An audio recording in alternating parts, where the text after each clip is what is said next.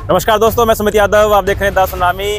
और इस समय हम लोग गोरखपुर यूनिवर्सिटी में मौजूद हैं। चुनावी यात्रा जारी है, 3 महीने चुनाव को रहते हैं। गोरखपुर यूनिवर्सिटी में पहुंचे हैं कुछ छात्र हमारे साथ हैं, इनसे बातचीत करेंगे कि छात्र छात्राओं की क्या समस्या है, क्योंकि लगातार बात हो रही है लेकिन उन मुद्दों से बात हटके हो रही है जिन मुद्दे पे हम लोग बात करना चाहते हैं। बात अगर आप टीवी चैनल खोल के देखते हैं तो बात कुछ दिनों तक, पिछला 1 महीना अखबारों में और टीवी चैनलों पर राम का चला।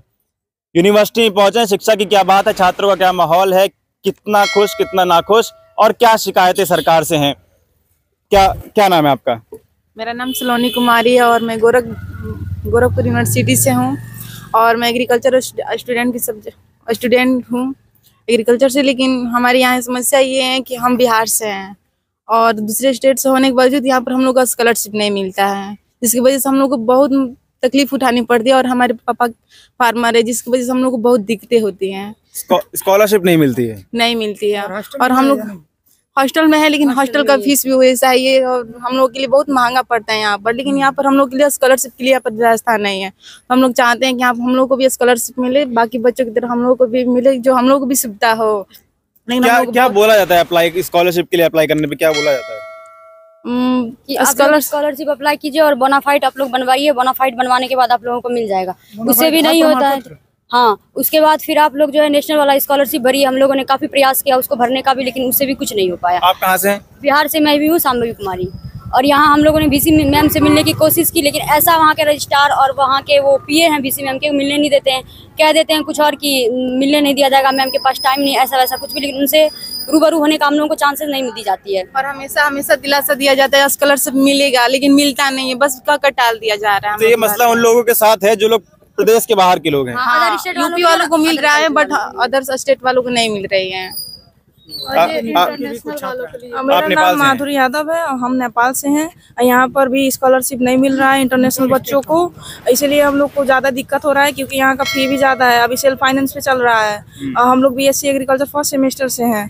तो यहाँ पर स्कॉलरशिप बोल रहे थे कि मिलेगा, उसमें क्या बोलते हैं, फॉर्म में भी लिखा था कि स्कॉलरशिप मिलेगा, लेकिन यहाँ आने पे पता चल रहा है कि स्कॉलरशिप नहीं मिल रहा है। हम लोग और टीचर से पूछ रहे हैं तो वो लोग बोल रहे हैं कि मिलेगा ही नहीं, और दूसरे टीचर से जाके पूछ रहे हैं तो वो बोल रहे हैं कि मिलेगा। अच्छा बताइए हम विरोधाभास है दोनों में। हाँ, अब बताइए हम क्या करें। बीसी मैम के पास भी गए थे तो बोल रही हैं कि अब इंटरनेशनल वालों के लिए कुछ ना कुछ होगा, लेकिन अभी तक कुछ हो नहीं रहा है। इसलिए अब बताइए, हॉस्टल फी भी ज़्यादा लग रहा है, फिर यहाँ यूनिवर्सिटी का फी ज़्यादा लग रहा है, इसलिए ज़्यादा दिक्कत हो रहा है। अगर स्कॉलरशिप मिलता तो दिक्कत नहीं होता।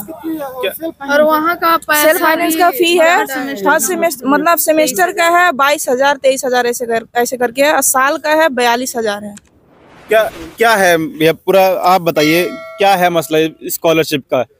मतलब जो स्टेट के बाहर के लोग हैं या फिर देश से, क्योंकि सटा हुआ इलाका है नेपाल से, तो क्या है मसला पूरा? मसला तो अभी यही लोग बताए हैं कि भैया ऐसा है कि हम लोग इंटरनेशनल ये मामला है, हम लोग दूसरे कंट्री के हैं, ये लोग दूसरे राज्य के हैं। तो ये लोग कह रहे हैं कि जो यूपी के छात्र हैं इस स्टेट के, उनको जो स्कॉलरशिप मिलती है उस तरह हम लोगों को नहीं मिल रही है। दूसरी प्रॉब्लम ये है इनकी कि इनका जो कोर्स है बीएससी एजी, तो एग्रीकल्चर अभी हमारे यूनिवर्सिटी में हुआ है। इसके पहले ये नेशनल पीजी कॉलेज में था, इसी का ब्रांच, और बीआरडी कॉलेज देवरिया में था। तो अब इस कैंपस में भी वो व्यवस्था हुई है, लेकिन उसकी फीस बड़ी महंगी है, वो सेल्फ फाइनेंस की तरह है। अभी छात्राओं ने बताया कि वो 22-44,000 या कितना होता है आपने 23,000 पर सेमेस्टर, यानी ईयरली आप देखें तो 46,000 हो गया।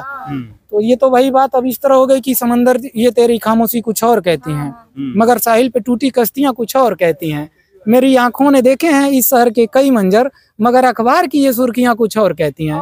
तो इस बात को ना मीडिया उठा रहा है, ना कोई छात्रों का विंग उठा रहा है।